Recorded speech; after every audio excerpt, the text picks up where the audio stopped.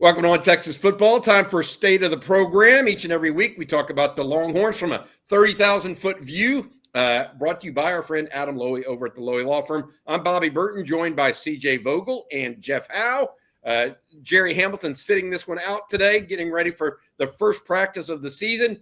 CJ and Jeff, I wanted to get your thoughts both because you guys were at the press availability yesterday.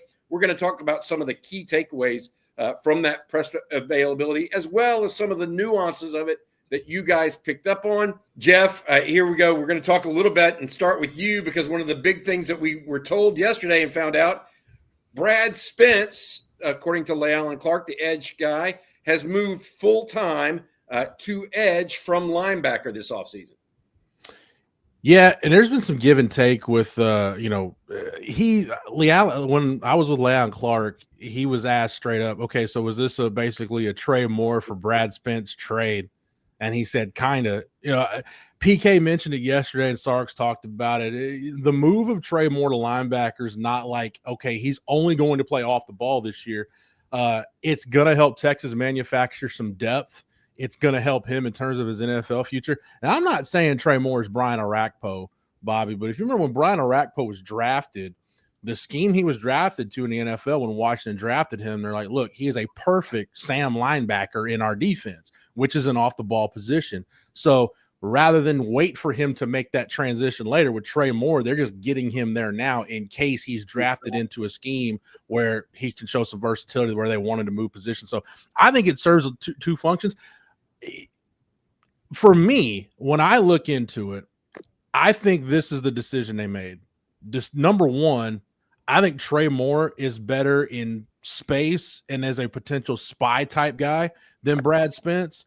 And while Trey Moore is a really good pass rusher, I think the second part of that is I think Brad Spence's better trait is getting on the edge, putting his hand on the ground, and getting ready to fire off the ball and get after the quarterback. So I think you're trying to figure out really how to maximize both those guys.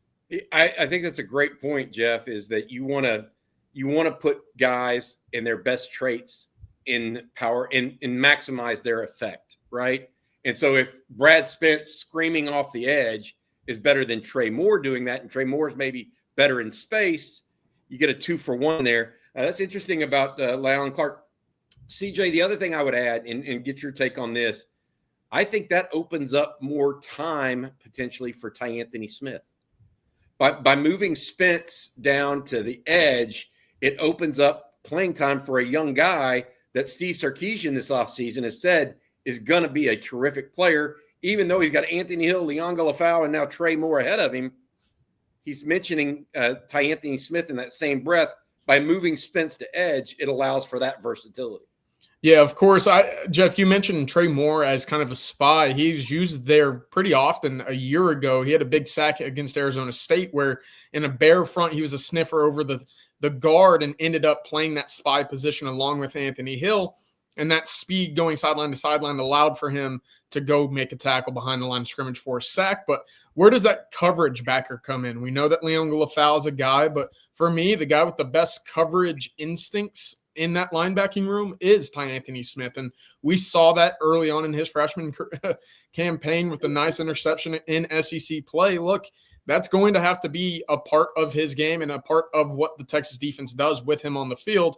And now that he's around 220 pounds, kind of pushing that 225 number, you feel certainly comfortable with him playing both sides, that pass and run defense that's needed in the middle of the defense. So for Anthony Smith, it absolutely opens up a little bit more of a path to the field with him and Leon Galafau manning that linebacking spot opposite of Anthony Hill and Trey Moore. So many pieces, and how they put them together is going to be interesting on defense. We had Kiki D. Ayala, the former Longhorn, early 80s, all-time sack leader at the University of Texas, 22 and a half sacks in his career. We're 31 days out, and he was number 31. So we had him on this morning. And one of the things he said to me in retrospect, now that I'm thinking through it, or said to us on the show, he talked about how there were no players off. The other team had to account for every single Longhorn on the field. And I think that's where this defense is going. They're going to make you account for everybody in that front seven. Yeah. and rotationally first and second down, or excuse me, first and second team. Yes. So they're by moving Brad Spence there, getting our guy Ty Anthony Smith some more time, some more reps. I think it opens up to making teams account for Texas a little bit more. Hey, CJ, before I go, I'm going to ask you about something that Kenny Baker said. But before then, I want to say thank you to our sponsor. Once again, that's Adam Lowy of the Lowy Law Firm. Adam and his group have been helping injured Texans for more than 20 years, a UT law grad. Adam owns the Lowy Law Firm. Reach out to him if you've been injured in a car wreck, truck wreck, automobile accident of any kind, from 18-wheeler to ATV. They offer you a free, no strings attached consultation to see if you might be due compensation. Again, that's loweylawfirm.com. Adam, thank you so much for your support of On Texas Football. All right, CJ, I mentioned Kenny Baker, the interior defensive line coach for the University of Texas. Had a really good first year with the Longhorns. Now he's looking at year 2 with a whole new crew, essentially. But 2 of that new crew are very talented true freshmen at edge/defensive tackle. Those are Lance Jackson out of Texarkana Pleasant Grove and Justice Terry out of Manchester, Georgia. Those 2 players, you talked specifically to Baker yesterday about those guys. What was your takeaway from those 2 5-stars? Yeah, it's going to be a give and take. And I asked Kenny Baker if he's going to have to fight with Alan Clark to get both of those guys in his room. And he kind of joked, but he said, look, we're all in this together, essentially. But yes, there is going to be some give and take, right? 4 practice periods early in these guys' careers in which they're spent with the interior and Kenny Baker and spent off the edge with Alan Clark. And right now, that's basically where you're going to see both Justice Terry and Lance Jackson. What was really interesting is Lance Jackson arrived in the winter around 275 pounds, right? That's a big human, a guy that Alan Clark even circled saying, maybe this is my interior guy of the group, right? To go with the Myron Charles, to go with the Josiah Sharma. And yet over the course of the calendar year, Lance Jackson dropped about 20 pounds. He got down to about 250, 255, and has since started to work back up into that the 260. So for now, he's going to be off on the edge, as is Justice Terry, who's also pushing that 265, 270 number at the moment. But the 2 of them getting work off the edge, getting work on the interior, it figures into much more of that versatility theme that we continue to talk about, where a year from now, Bobby, if they're pushing 280, 285, 290 into that range, there's your 3 tech in the NASCAR package. There's a guy that can push after the quarterback while also maintaining gap integrity from the interior. Yeah, I love the fact that they just got so much versatility and they feel confident enough in those guys to be able to affect the quarterback on 3rd down. I mean, that gives you a sense of what they've got in them in the first place, right? I mean, that's how Colin Simmons got on the field at the start of the season, primarily and almost exclusively as a pass rusher. Speaking of Colin Simmons, Alan Clark had a little something to say about him too. Yeah, Bobby, his exact quote was when he was asked to describe Colin Simmons, he said, an elite player who left a lot on the bone last year. If 9 sacks and 14 tackles for loss without playing really like full-time reps the whole year is leaving meat on the bone, then with more snaps, I can't wait to see what Colin Simmons does this year. But, I wrote about the pass rush, Bobby, over at ontexasfootball.com, and, kind of just looking at the progression of the pass rush under PK and looked at that 2021 pass rush. It was the worst Texas pass rush we've seen since 1997. I don't think any of us that have been doing this for a long time or been following this program need to be reminded how bad the 1997 defense was. But that's how bad the pass rush was in 21, and it's just steadily improved. And then it exploded last year, and the difference was you got Colin Simmons and you figured out how to weaponize Anthony Hill. And to your point, Bobby, whether you're talking about, Lance Jackson or Justice Terry or even like a Murad Watson, Alex January got mentioned a lot yesterday. To hear PK and Alan Clark talk about, hey, there's still another level Colin Simmons can get to. And if Anthony Hill can continue to improve as a coverage linebacker, then there's even more things they can do to weaponize him. And if you still got room to grow with those 2 guys, you can use those guys as decoys. They're going to be even more impossible matchups. And to your point, Bobby, that's going to free up guys. At some point, it's like, okay, well, are you going to block Ethan Burke one-on-one? Or are you going to block Murad Watson one-on-one or Justice Terry or Lance Jackson? Because if so, those guys can get after the quarterback. And with Jackson and Terry and even, whichever of those interior guys end up being your better pass rushers, where do quarterbacks, and I've heard, Tom Brady, Aaron Rodgers, name your big-time quarterback throughout the years, have all talked about where do quarterbacks hate getting pressure from. No quarterback likes getting pressure right in their face. So if you got Lance Jackson and Justice Terry, you can get a couple other guys that could be legitimate interior pass rushers. That's going to help your pass rush, which in turn, it's going to help you get off the field on third down. It's going to help you force more turnovers. Everything this Texas defense does starts with an elite pass rush, maximizing your elite pass rush, which quite honestly, I can't think of one in the country that's going to be better than what Texas brings to the table in 2025. Guys, let's turn to the secondary now. Coach, all new coaches, by the way, and y'all met with them for the first time yesterday. Dwayne Aquina at the safeties, Mark Orfe at corner, Kenodo Hudson at nickel. The big news probably out of it yesterday was the idea that Michael Taft was working a little bit at nickel this summer. We've said that would allow Texas potentially to have 5 returning starters in the secondary. Taft has started at safety, but if he could start at nickel, Jalen Gilbo might start at corner. He started at nickel last year. You had Manny Muhammad, Derek Williams, and Jelani McDonald. All of a sudden, you've got a very, very experienced secondary relatively, if Taft can make it at corner. CJ, you talked to Kenodo Hudson. What were some of his takeaways in that discussion? Well, the big thing is you have to be physical. Playing that nickel position, obviously 2023 when Jahdae Barron really burst onto the scene, what was it? It was his physicality near the line of scrimmage, being able to come down, play run support, play some of those bubble screens and missile screens and create tackles for loss. I think we all agree Michael Taft has that physicality in him, right? We've seen some big-time hits, whether it be in 23 in the Big 12 or even in the playoff a year ago. This is a guy that lays the wood, and he's been in the system now for quite a while, right? He's been here since the 5-7 season in 2021.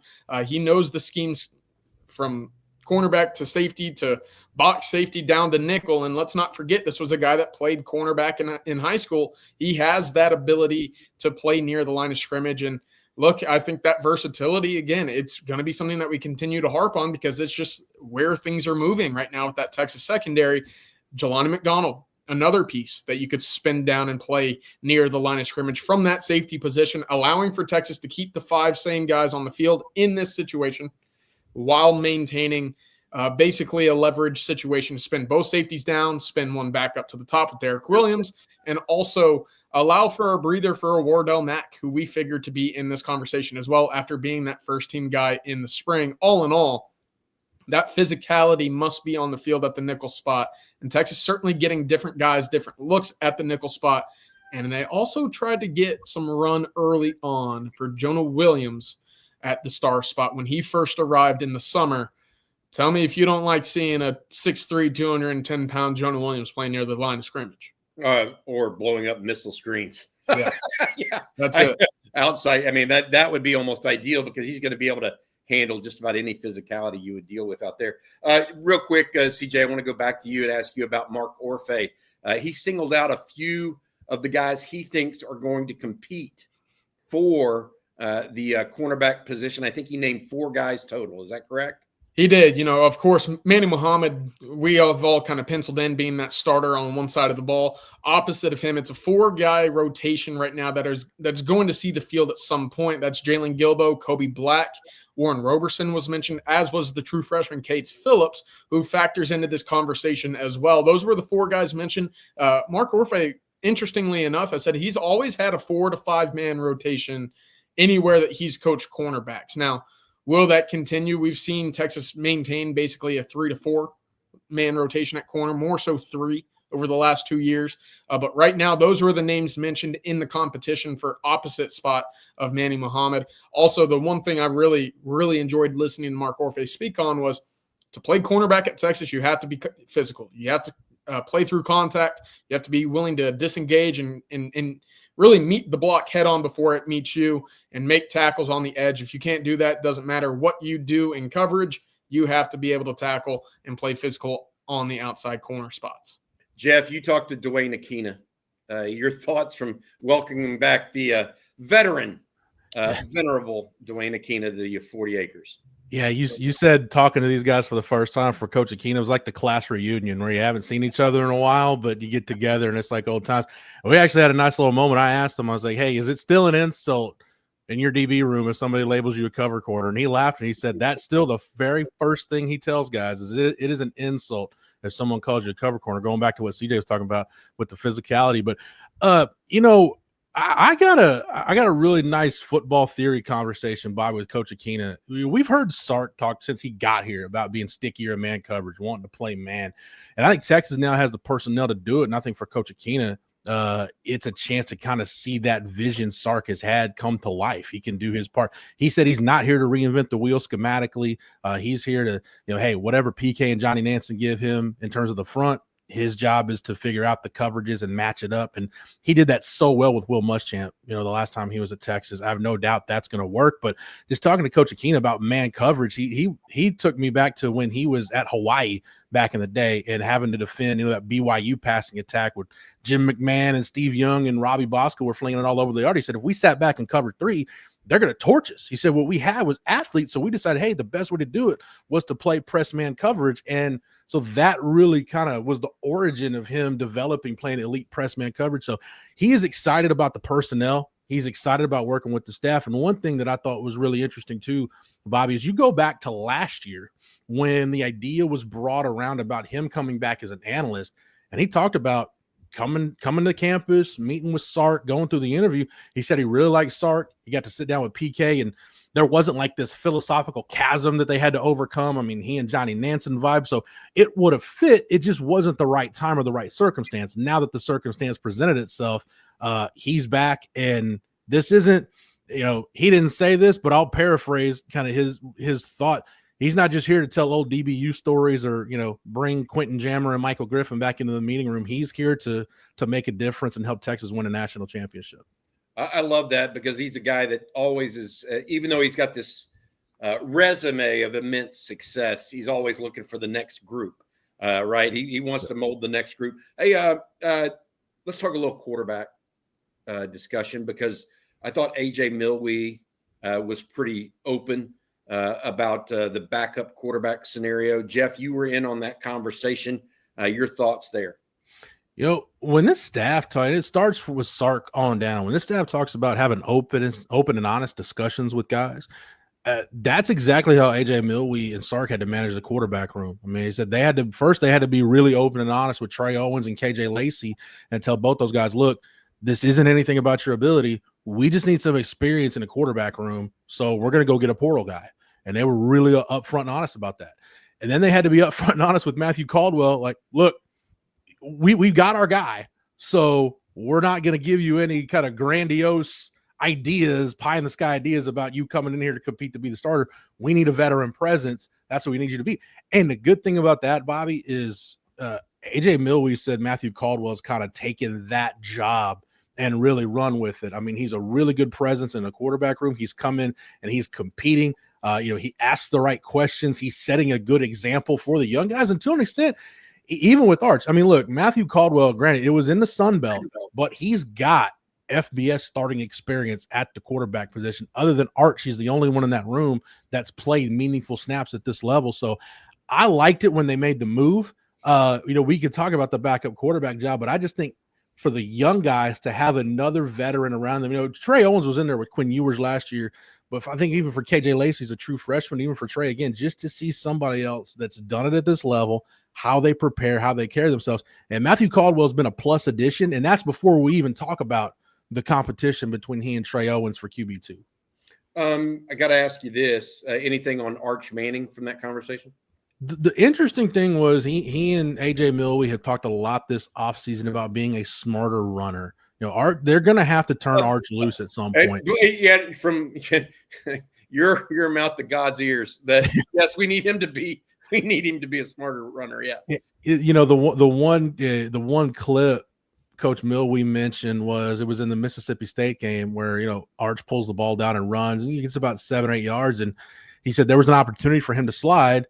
Instead, he takes on the Mike linebacker leading with his throwing shoulder, and they broke it down saying that's not a smart decision I think for quarterbacks, Bobby, especially young guys that are really competitive, we saw Sam Ehlinger go through this.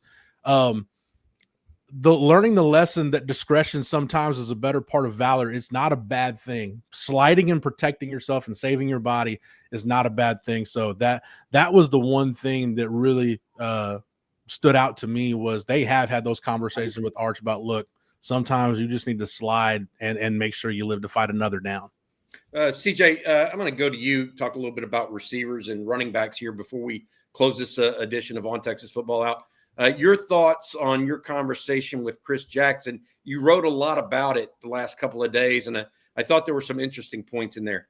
Yeah, look, I think he's starting to figure out that rotation, right? I think Texas going into camp will have 4 guys, obviously DeAndre Moore, Ryan Wingo. He mentioned Parker Livingstone was the guy that was still seeing a lot of time with that first team as Emmett Mosley, gets up to speed. And, of course, we'll see what the camp entails in terms of that ultimate starting 11.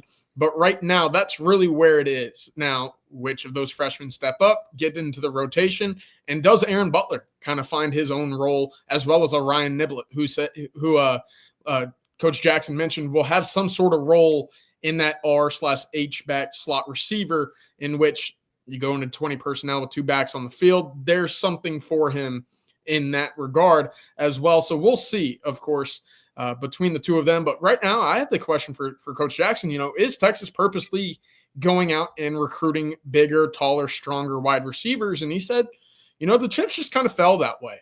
And I know Steve Sarkisian said, hey, we'd love to be a little bit more physical on the outside. For Coach Jackson, and the way that he's kind of evaluating his wide receivers is, if you're fast, if you have that speed that is coveted on the outside, you're going to play, and Texas is going to recruit you coming out of high school. Now, if you're at Ryan Wingo, a 6'2", 215 freak running in that 4.3 range, it's a no-brainer. But go back and look at some of these guys' speed stats, right?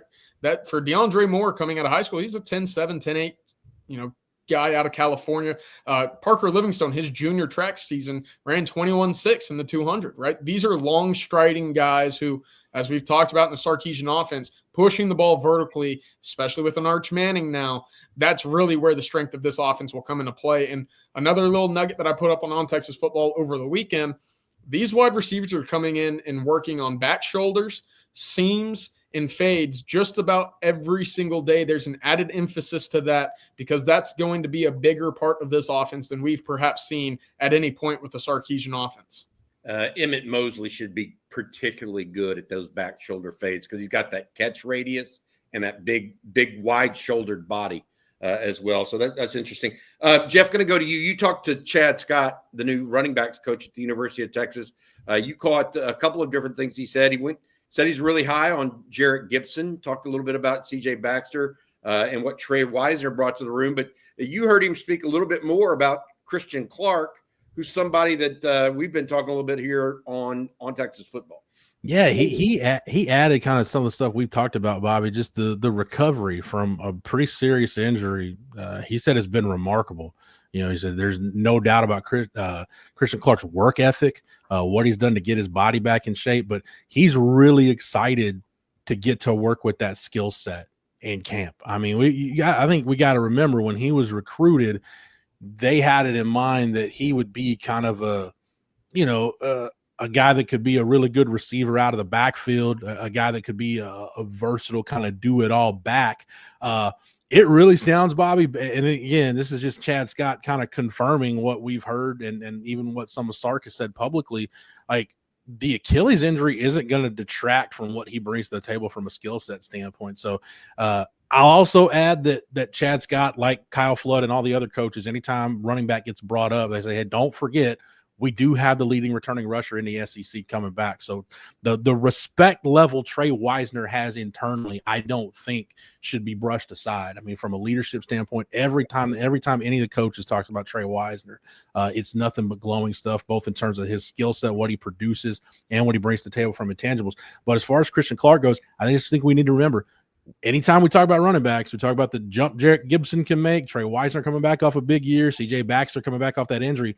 Christian Clark will be a factor in that running back mix in some way, shape, or form, based on what Chad Scott said yesterday. All right. Before we go, one final question for each of you. I want to say thank you again to our sponsor. That's Adam Lowy over at the Lowy Law Firm. If you've been injured in a car wreck, truck wreck, automobile accident of any kind and think you might be due compensation, reach out to Adam and his group for a free consultation. No strings attached, by the way. Just reach out to them at loweylawfirm.com. They've been helping injured Texans for 20 plus years. Thank you, Adam, for your sponsorship of On Texas Football. Guys, final question. CJ, I'll start with you. Practice starts here in a couple hours for the first time in 2025 fall camp.